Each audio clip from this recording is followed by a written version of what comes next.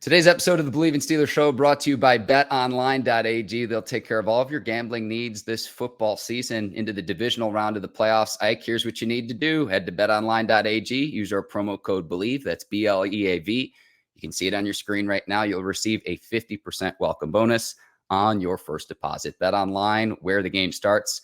Welcome to the Bleav in Steelers show on the Bleav Network. I'm your host, Mark Bergin, joined as always by my guy, Pittsburgh Steelers scout, two-time Super Bowl champion, and 12-year veteran of the team, number 24, Ike Taylor. IT, I am very excited about today's guest. Yeah, we got somebody on today's show, which I've been around for a long time, which he is on Pittsburgh Steelers, and amongst all other stuff he has. So, no further notice, we got to let everybody know that Craig Wolfley will be on the show today, our special guest, Mr. Craig. Man, it is so good to see your beautiful face, Ike. I mean, you're looking sharp, dude. You're looking sharp. Now I got to ask you both, okay? I was either third in my sixth grade spelling bee or I was sixth in my third grade. But Bleav is not spelled that way, right? I'm just saying. That's all. I just want to put it out there. All right. Ike, you want to take this one? Hey.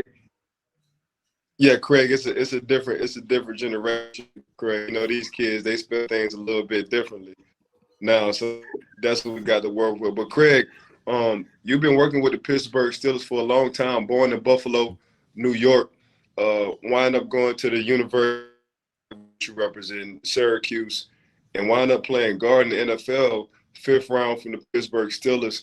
Just in your mind and how you thinking right now, what's different from the way you played, I played, and now this generation when it comes down to the NFL football? You know, you're getting to it just like you did as a player. Come straight ahead, you're going to be physical, and there ain't going to be no monkeying around. We get right to it. You know, it's different. It's a different generation. I mean, I come from, you know, and you did too, the 2 practices a day, training camp, you know, that kind of rough and everything else. It was life. That's the way it was. And, you know, football was a little bit different. Back then it was you didn't have 147 camera angles to try to, you know, officiate every single conflict that was arising out on the field. And you handled things in an old school way. There was things like vigilantism, frontier justice, and, you know, guys going out there to protect their teammates. And there was a little bit of let's just say there was a lot of violence back then. But, you know, that's what kind of drew us to this game, did it not, Ike? There's a lot of parallels between both you and Ike in terms of your playing careers, 12-year careers in the league, respectively, between both of you. What I wanted to ask you is, Ike tells me all the time when he was a rookie coming into the league in 2003, Deshae Townsend took him under his wing. Deshae even gave Ike the keys to a truck and says, hey, you can have this for your full rookie season. Who was that player when you were coming into the league in the 80s that took you under his wing when you were coming up? Oh, man, that was John Kolb. That was Sam Davis. That was Larry Brown. All these guys, Mike Webster, legends. You know, I mean, these were the building blocks of the 70s Super Bowl Steelers. And the fact is, when you get with these guys, it was just like you said. I remember Sam Davis, he was thinking about selling his car, but say, hey, here, take it for a ride. You know, hey, Rook, you know, boom. And it was that sort of locker room. It was that same sort of locker room that I Bleav that Ike inherited as we went. There's a culture of accountability as a teammate, a culture of winning, a culture of leadership. It's all inherent in the Steeler organization, and it's all about the locker room, because that locker room was absolute key and foundation to the great teams that emanated from the 70s on. I was listening to some interviews you did as well, Craig. There was one where you were like battling a skunk in training camp. I need the story behind this. Oh, it's unbelievable, right? We're in this deluge and we're hanging out by the one building up there on campus, okay? And I want to go get a car. I want to get my car, go home, you know? But as I'm making my way, as the rain started to let up, I'm crossing where the softball fields are, and Ike knows where I'm talking about. And all of a sudden, I'm confronted by a skunk. This skunk is standing right in the middle of the sidewalk, and the thing is looking at me, and it's got the evil, I'm about to skunkinate you with a little, some bad odorific stuff here if you don't get out of my way. So I'm backing up, And the skunk, he follows me. Then I walk towards it it backs up. I go to my left. It's like doing mirror dodge with me. I'm going, great googly moogly. You kidding me? Now, all the while this is going on, my compadres of the media, right? They're all hanging out under the overhang from the building about 40 yards away. Okay, so they're safely ensconced from the skunk. Okay, there's no confrontation there. They're staying out of the rain. I'm going to get the car so I can drive back, pick these guys up who are now laughing at me because I'm being backed down by a skunk right in the middle of the campus, man. It was unbelievable. Was that this past season, Craig? Leave. What's that? Was that this past year? That was this past year. Of all things, having a skunk back you down, man, it was humbling. I know that's like your initiation decades later. I know you've been part of the Steelers organization so long, both as a player and a broadcaster, an initiation of sorts. Yeah. I mean, I don't even know how to quantify that. How do you get into a mirror dodge situation with a skunk? I mean, that's just, to me, that's over and above bullying. That's over and above any sort of, stuff that you got to do. The skunk was bullying me, for crying out loud. Absolutely. Absolutely. Another thing I wanted to ask you about, Craig, is when you're coming into the league, did you have a moment that was your welcome to the NFL moment where it's just like, welcome aboard. Here's what it's like to either be a rookie or a young player in the league. And this isn't college anymore. Oh, there were so many of them. I mean, I can remember all different sorts of times when, you got confronted, you might play. Well, I remember the first time I went mano-a-mano with Joe Greene in training camp. Wow. I almost had a heart attack, you know what I mean? Because he was such a legendary figure. Mm-hmm. It starts with you were there a week ahead of time. Back then, they would bring you in 1 week ahead of the veterans for doubles. So you're sitting there, you go through a whole week of doubles with the rookies and first, second-year players. And then all of a sudden, there you are, and you're in the dining hall up at St. Vincent College. And Latrobe. In walks Terry Bradshaw, Joe Greene, John Stallworth, Donnie Shell, Mel Blount, Jack Lamb. You're ripping off legends. Mike Webster. Mike Webster had arms like legs and legs like people. Okay? And they just come rolling in. And I'm sitting there with my buddy Tunch Ilkin, and I'm thinking to myself, what are we doing here? They don't need us. They just won the fourth of their Super Bowls in the 70s, 4 out of 6 years. It was just tremendous, to be able to be amongst them. But I remember Tunch got cut for like a few weeks our rookie year, and he said, I'm not leaving here empty-handed. I'm going to go get some autographs. You have the gift of gab. Where did you develop that, Craig? I think that a fine Syracuse education crossinated with about a dozen concussions, and they kind of work together. Well, listen, I'm going to argue that my alma mater, the University of Missouri, is better than Syracuse. I will die on that hill, but I hope you don't hold that against me. I do not at all, man.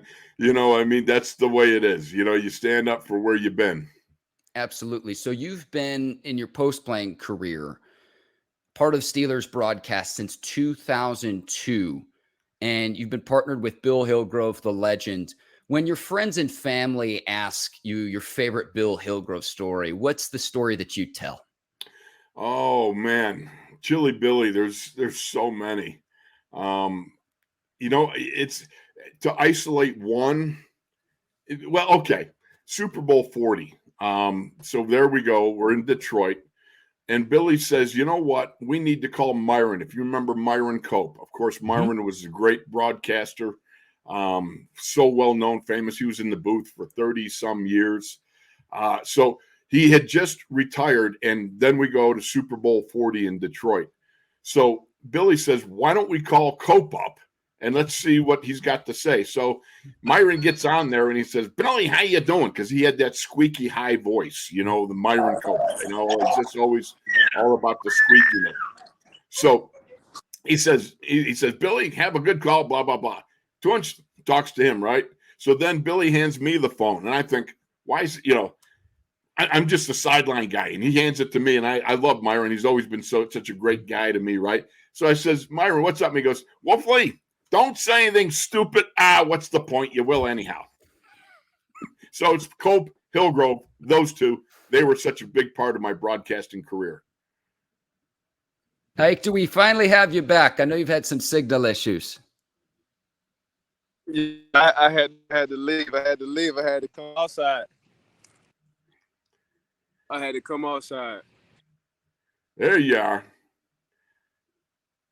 You're looking better than 10 movie stars, Ike. No, so I don't know about that. I appreciate that. Just from hearing what I could hear, Wolf, you played with a lot of greats. You played with some Hall of Famers. What kept you in the game, or what you thought kept you in the game for that long, playing alongside of them greats and them Hall of Famers? You know, it's like I've always said, I wasn't great. I was a guy, right? But God gave me the desire of my heart. When I was 7 years old, I told my mom on the QT, I said, Mom, I'm going to be a pro football player someday. And God gave me that desire, gave me that resolution to it. And I found myself with the Steelers. And I was amongst the greats, man. I know what it's like to be in the huddle with greatness because I've seen it up close with Bradshaw, Franco Harris, all these guys, you know. I know what it's like to share a locker room with guys like Joe Greene and L.C. Greenwood and Dwight White and Jack Lambert. I mean, it's just unbelievable. So I was so fortunate. I was so blessed to be able to come along and spend 12 of the best years of my life in the NFL. And the whole thing was I loved the game. I just loved the game. I know that when I first arrived, it's kind of like if they had just paid me like McDonald's coupons and paid my rent, I'd have played for free. I mean, that's just how much I love the game, man. I come from a small brethren church, right?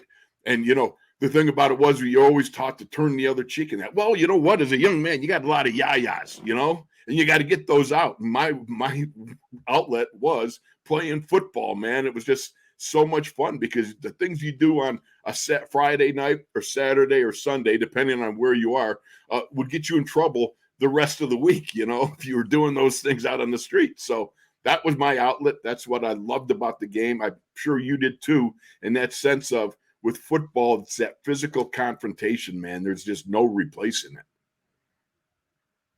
Well, what was the biggest difference in your mind between the two organizations? Because you played for the Pittsburgh Steelers alongside with the Minnesota Vikings. Was there any kind of comparison? What was the difference? You know what it was? It was the Rooneys. It was the Rooneys made a difference. When I landed in Minnesota after 10 years in Pittsburgh, went to Minnesota, they had like 7 different owners. And it's a great organization. It just was not the Steelers. It did give me the opportunity to experience outside Steelers Nation and the Pittsburgh Steelers themselves. And it was wonderful. But it's really all about the personal relationship that started with meeting the chief way back in the day, the founder, Art Rooney Sr., his son, DMR, and what Mr. Rooney meant to so many of us is you had a special relationship with DMR. And I know how much he loved you. And, and today with Art II, it's special. As much as it's a huge business, it's still got that family feel that you just love. Agreed. I call Troy Polamalu my brother. It's so close that I put him in my will. If something was to happen to my mom, his mom, I would like something was to happen to me, Ivan's mom, or his mom or my mom, Troy would be next in line to take care of my son. That's how much I care and love Troy. And the reason why was the brotherhood between you and Tunch. Yes. Wherever you seen Craig, you seen Tunch, you seen Craig. We like to call each other brothers from another state. Exactly. How close was y'all? When did it start? It started, we were drafted together, in 1980. As I always reminded Tunch, I was the 5th rounder and he was just a 6th rounder. Okay. So we started from that. But really, from the time that we roomed together and I met this crazy Turk, I couldn't believe it because you know what St. Vincent bedrooms are like. It's block walls. At that time, there was no air conditioning back in my day, right? And so I'm sleeping in this room, and this guy in the middle of the night, the very first night we're there, he sits up in bed and he starts speaking in Turkish in his sleep. Now, I don't know anything about Turkey. I don't know anything about speaking Turkish. All I know is this dude that I do not know sat bolt upright in bed and started going like this. And then he laid right back down. I was like, whoa, what just happened? What is this guy doing, man? It freaked me out, right? But from there on, we became brothers. And, it's funny because as you feel about Troy, so I was with Tunch. And we know that our brother Tunch has passed. He's with Jesus now. He's in great shape. But, he's got kids and he's got his mom. And that's something that my wife and I, we take very seriously. And we check in with them and we're doing what we need to do to take care of Mama I-10, which is Tunch's mom. So, that brotherhood, that blood, sweat, and tears that you spoke of with Troy, that's what it is. It's all about that connection you make and that brotherhood that carries you beyond your football years. I guess we did have something in common. That's coming in together. You and Tunch came in together in 1980. Troy and I came in together in 2003. And like you said, it's just that brother from another mother kind of atmosphere. You've been around, and I'm sure coming from the 80s and how you're talking and how close and how good and how accountable we held each other in the locker room in the 80s. We did the same thing in the early thousands. So I'm sure that put a smile on your heart as well. Like, okay, we finally got this kind of group back.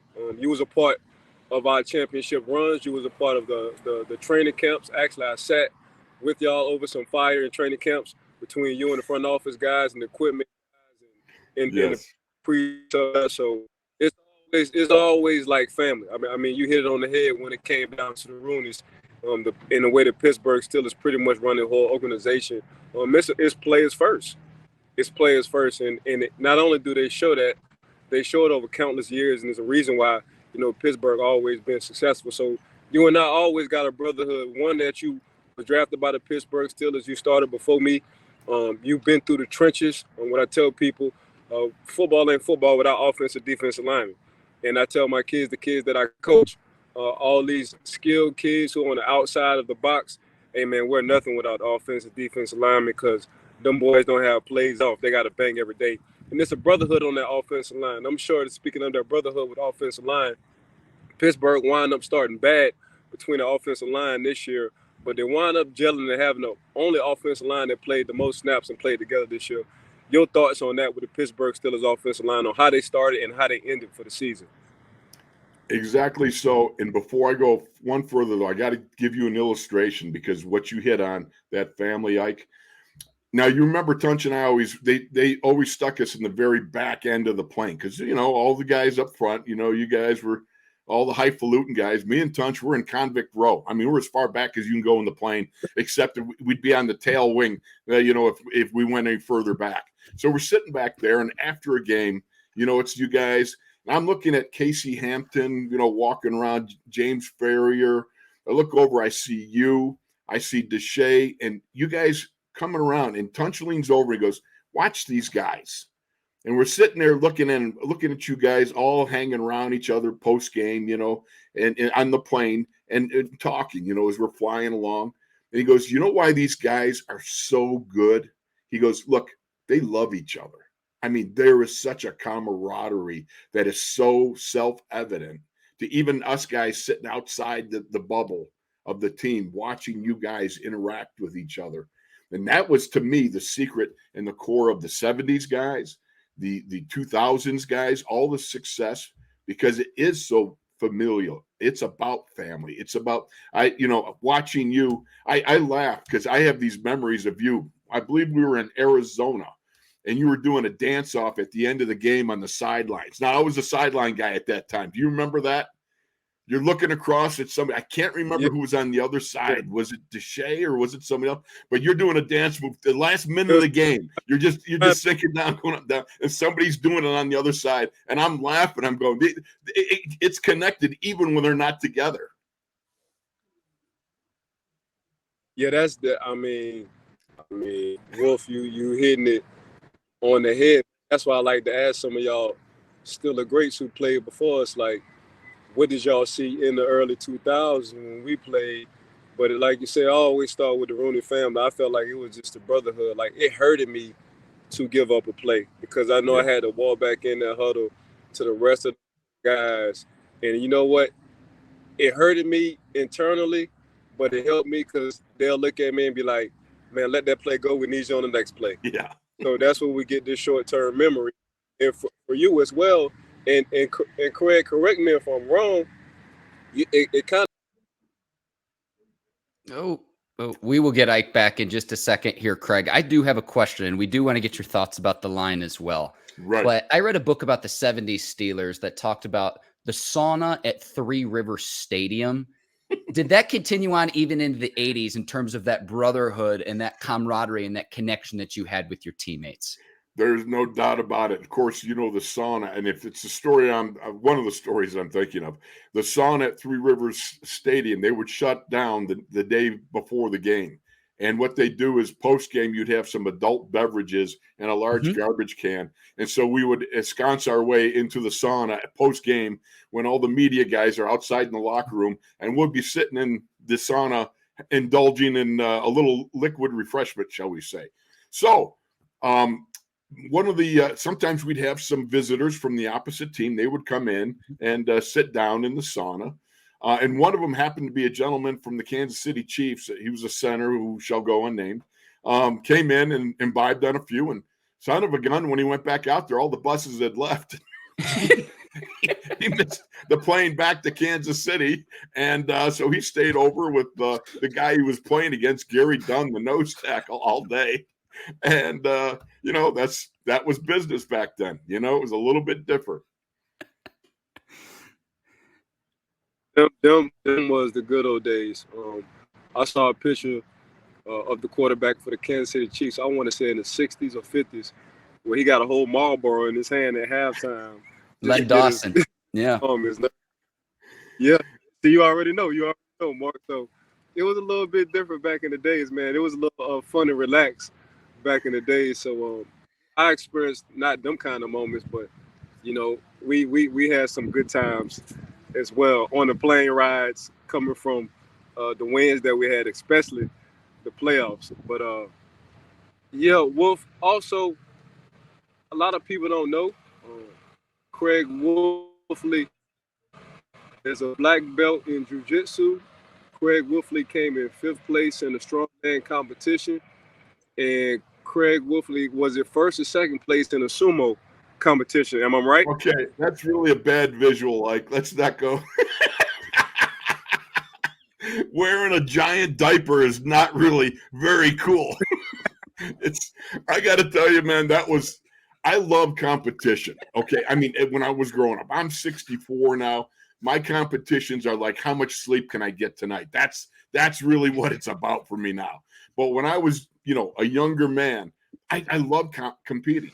Whether it was the NFL strongman, the world's strongest man, it was boxing. I did a little bit of that, which I was really good at eating punches. But, sumo, I love to compete. Whatever the competition was, I wanted to test myself. So, yeah, I did a lot of that. It's a little bit crazy. Nowadays, you can't think of the fact that you would engage, like the world's strongest man was a contest over five straight days, Monday through Friday, 2 events a day, 10 events. And it was like 3 weeks out from training camp. And I'm sitting there going, should I do this even? And, but then you said, okay, you want to go out and compete? And I wanted to compete. And the fact is I stopped running like a month before the contest. And then training camp was just 3 weeks after. And you talk about, have to get like running fast. Man, that was a killer, switching over from a power-based objective, going to the world's strongest man, and then going to training camp a mere 3 weeks later. That took a lot of running and was a lot of pain. But that was me. I enjoyed the athletic competition.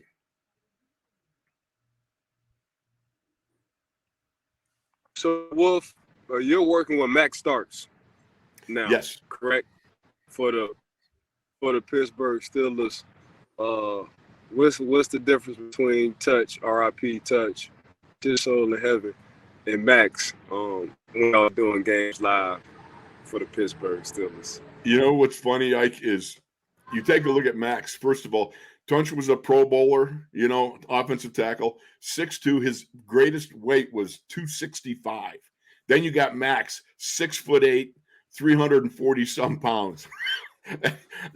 When I first interviewed Max when he was a player, and I wound up the end of it, I said, and by the way, this is what it looks like in different eras. And I stood in front of Max. Max is looking down at the top of my head when he was during his playing career. He's looking down, and I said to everybody, we at one time played the same position. As I'm standing in front of Max, and I'm so much shorter and smaller than he is. And that's the way it was with Tunch too. But the thing about Tunch had great hands. He really pioneered the power punch that is taught so much in the offseason and during football. But his hands were so great. Think about this, if you will. He played the great Reggie White. And we all know who the Minister of Defense, Reggie White, is, okay? Reggie White, he played him 6 times. And he never gave up a sack to Reggie once. That's amazing. That's an amazing factoid right there. And going back to Max, he's dynamic. He's awesome. I love the guy. The guy is, matter of fact, I know Tunch loved him too, and of course, Max very, very well. He's just a great young man who's speaks so well, communicates so well. He's just a really smart guy, and he was an excellent player, and got nothing but all the respect and love in the world for Max Starks. I have a lot of fun with him. He's a great guy. Craig, keeping it in the new school, what areas do you think that the Steelers need to improve on in 2023? You can take this in any direction. I know we did ask you about the line earlier, but go ahead and take off just based on your observations from this past season. And this is, you have to understand, I maybe suffer from ramnesia, so I go off on tangents. So feel free to reel me in at any time. I got you. Speaking of the offensive line, that's a group that came together, pre-bye, post-bye. The Steelers were 2-6 pre, 7-2 after. But the last 4 games, they averaged rushing 150 yards a game over the last 4 games. They 6 out of the last 7 games, they rushed over 100 yards. I mean, the line just came together beautifully. And that's just, it takes time with a line, especially today when, they got all the duos, the double teams and so forth, and you got run-throughs all the time, and you've got to be prepared. One guy leaves, one takes over, that sort of thing, all the zone blocking concepts that were different than in my day. But the line came together beautifully so. And what was the other question that I'm sorry that you just No. I was just saying what areas you would think that the Steelers need to improve on most in this upcoming season, considering it was kind of like the tale of 2 seasons in 2022. Absolutely. Explosive plays. They were near the bottom in lacking of explosive plays, those chunk plays. Ike knows that can derail a good defense. The ability for an offense to be able to go 15, 30 plays here and there. So you're not plodding your way down the field, which can tire a defense out and so forth. But the fact is, explosive plays that kind of, it gets you to the goal faster, and it makes you more explosive. Teams have to back off. So those are the big plays that I think with Kenny Pickett, just dynamite guy, young man with mobility. He's got arm strength, and he's got that captain cool thing. Whatever he needs to get done under pressure, pressure doesn't bother him. I was really, really pleasantly surprised to see how well he operated in those, short time frames, running the 2-minute offense and everything. Yep. And it didn't always show up in the stat sheet, but what we noticed was what the game dictated in just making smart, intelligent plays that might not show up on a stat sheet, but is the difference between winning and losing in the NFL. Oftentimes it's marginal. Exactly so. And a lot of it had to do with, I believe, in his first 5 games, Kenny threw 8 interceptions, and over his last 8 games, he threw 1. That's proper decision making. That's going through your progressions, your offensive line giving you the time. You're not panicking, and you're throwing, and you're using all the God-given gifts you got, and you're leading your team down the field. And it culminated with that Raiders game. Think about it. With all the pressure of a game 50 years in the making, Franco Harris celebrating the immaculate reception. We lose our dear teammate Franco Harris. So this run up to this game, which, like I said, was 50 years in the making, there was pressure like you can't believe. And yet it's one of 2 back-to-back games that Kenny leads a last-minute touchdown drive, in back-to-back minute games, throwing a touchdown pass in the last minute of the game. First time ever in NFL history a kid does that. And kudos to him. How could you have the bigger obstacle in front of you than all that pressure with the Immaculate Reception, celebration, Hall of Honor Museum, all these stuff going on with the Raiders there, and it's minus 10 degrees wind chill, and you got to lead this team down the field and put this game away for the frozen faithful that are sitting up in the stands there. Mm-hmm. And the kid does it. I mean, it's awesome. Just awesome. And that's, to me, that's how legends are made. That's how legends are born. Moments like that. Absolutely. Where were you, Craig, when you found out about the news about your teammate, Franco Harris? I was in my office. I was at work. It was somewhere between 5:30 and 6 a.m. And somebody texted me and said, "Man, I'm really sorry to hear about Franco." And Franco, what? And then I found out, because I hadn't been listening to the news. I was just preparing for the radio show that day that Max and I do. And it was devastating. We just had 8 days earlier, he had just come to Giant Eagle Market District here in Pittsburgh. I do a Tuesday night show with Pat Fryermuth, the tight end. And he came in and sat down with Pat and I. So you got that Penn State connection. Pat's interviewing him, and we're having fun. He's my old teammate, and we're talking about things. And I always laugh because I always told Franco, you got me into the Hall of Fame, because your Hall of Fame shot is you carrying the ball, and it's a flow 36. And guess what? If you look in the lower right-hand corner, that's my foot and my knee. I'm in the Hall of Fame, baby. Craig, I don't want to take up too much more of your time while I've got you here. I do want to ask you, do you have favorite or favorites to win Super Bowl 57? Don't have any favorites. Well, okay. The little kid in me that grew up in Orchard Park, New York, 2.4 miles from the Bills Stadium there, okay, is the little kid inside rooting for the Buff Bills. They've had a tough run of it in some places. In the past, Jim Kelly era and the 0-4, the 4 falls of Buffalo and so forth. But you got to root. I have to root for them. They are my growing up. Like I said, I grew up just 2.4 miles from that stadium. So I root for them. Hope they can get to the point where they can have it out with the Chiefs and then get over the Super Bowl. I think it's going to be the 49ers, and I hope the Buffalo Bills in the Super Bowl. Yeah, we'll see. I think that's a wise prediction. I know a lot of people are pulling for the Bills, just considering too with what happened with Damar Hamlin too. Right. And we'll see if he ends up making an appearance during this weekend's game against the Bengals. It should be a great one. Can you imagine the juice flowing in that house if Damar shows up and tells his boys, "Hey, I'm here for you, man. Let's go. Let's go get it." I just find that absolutely, I don't know. That could be a story waiting to be told. Yeah, I mean, in the final week of the season too, Craig, when they returned the first kickoff back, it's like if this was a Hollywood script, you'd have to throw it out because it wouldn't be believable. And by the grace of God, he's still alive. And, the medical personnel that was able to administer CPR as quickly as they did, it's just remarkable.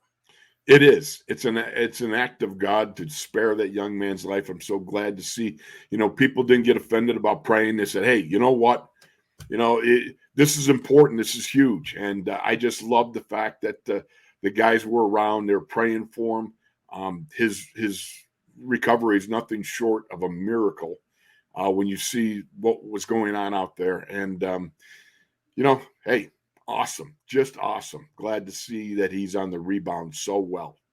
Craig, I want to thank you for your time. This has been fantastic. We're going to have to get you back on because I could talk to you till sundown about your experience in Steelers football. But thank you so much for joining the Bleav in Steelers show here today.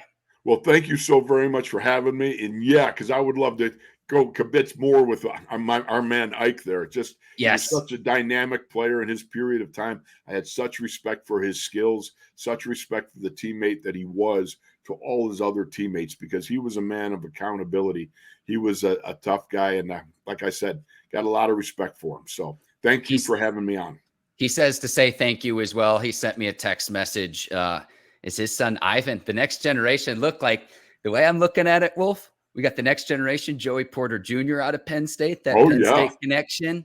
Ivan Taylor's got a lot of offers on the table too. I'd love to see in the future get that next bloodline of the black and gold. That's how I'm looking at it. I like it. I like it a lot. That's dynamite. Thanks Absolutely. for having me. For Craig Wolfley, I'm Mark Bergin, and thank you to Ike Taylor as well. Craig, thank you again so much. Take care. This has been the Bleav in Steelers show. Thanks so much for taking the time to watch.